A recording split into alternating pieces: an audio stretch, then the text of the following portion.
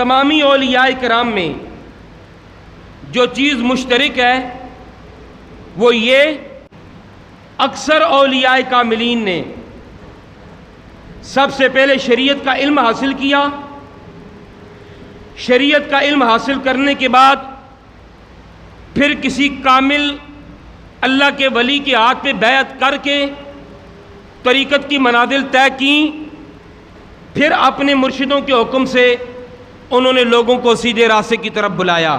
پہلے وہ علم شریعت حاصل کرتے ہیں۔ بعض ایسے بھی اللہ کے ولی ہیں جن کو رب کائنات مادرزاد ولی پیدا فرماتا ہے، تو ان کو بھی ولی کرنے سے پہلے، ولایت دینے سے پہلے رب کائنات علم عطا فرماتا ہے، جس کو علم لدنی کہتے ہیں۔ تو ایسے ولیوں کی نشانی یہ ہے،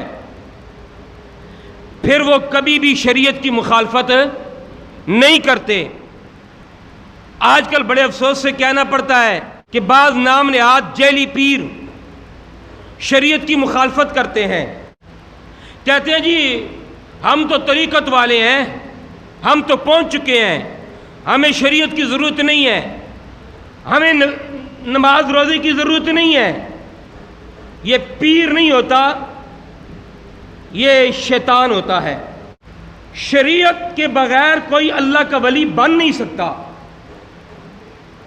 تمامی بزرگوں نے یہی تعلیم دی ہے۔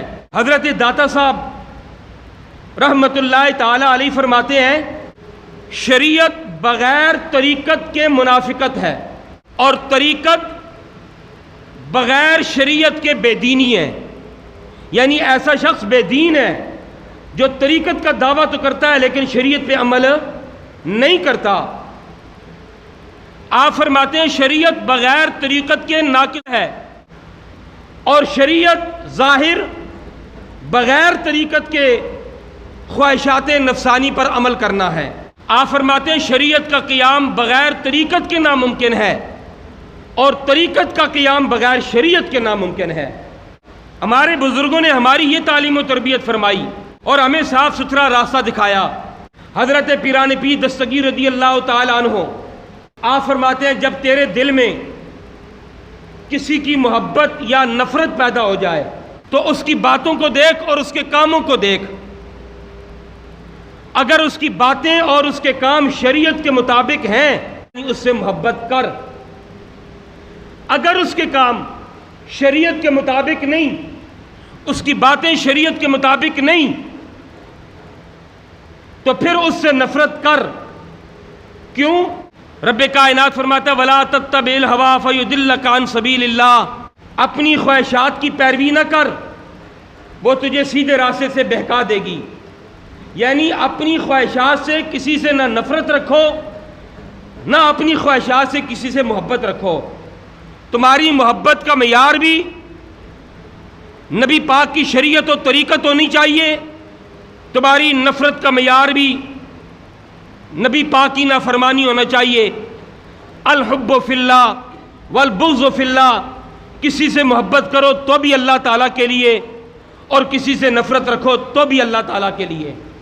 جو لوگ طریقت کا دعویٰ کرتے ہیں اور کہتے ہیں جی ہمیں تو شریعت کی ضرورت نہیں ہے، بھنگ پی، چرس پی، نعرہ حیدری لگایا، نہ نماز کی پرواہ، نہ روزے کی پرواہ، نہ رسول کی پرواہ، شریعت کی کوئی پرواہ نہیں، ایسا شخص شیطان ہے، ایسا شخص کبھی پیر نہیں ہو سکتا۔ ہمارے بزرگوں نے پیری کے معیار قائم کیے ہیں، مرشد پکڑنے کے معیار قائم کیے ہیں۔ کیوں قائم کیے ہیں آپ کو معلوم ہے؟ اس لیے کہ جب کسی چیز کی مارکیٹ میں ویلیو ہوتی ہے نا، تو دو نمبر چیز بھی اسی چیز کی بنتی ہے جس کی ویلیو ہوتی ہے۔ آج کل لوگ دیکھتے ہیں پیر بننا آسان کام ہے، لوگوں کو بتا دو بھائی میں تو پیر ہوں، لوگ ہاتھ چومنا شروع کر دیتے ہیں، عزت کرنا شروع کر دیتے ہیں، احترام کرنا شروع کر دیتے ہیں، نذرانے دینا شروع کر دیتے ہیں، سر پہ بٹھانا شروع کر دیتے ہیں۔ تو پھر ہمارے بزرگوں نے شروع سے پیری مریدی کا معیار قائم فرمایا پیر وہی بن سکتا ہے جو شریعت و طریقت پر کامل طور پر پورا اترتا ہو۔ جو شریعت کو نہیں مانتا، شریعت کے خلاف بات کرتا ہے، وہ پیر نہیں ہو سکتا، بھلے وہ دنیا میں جتنا بڑا ہی مشہور کیوں نہ ہو جائے۔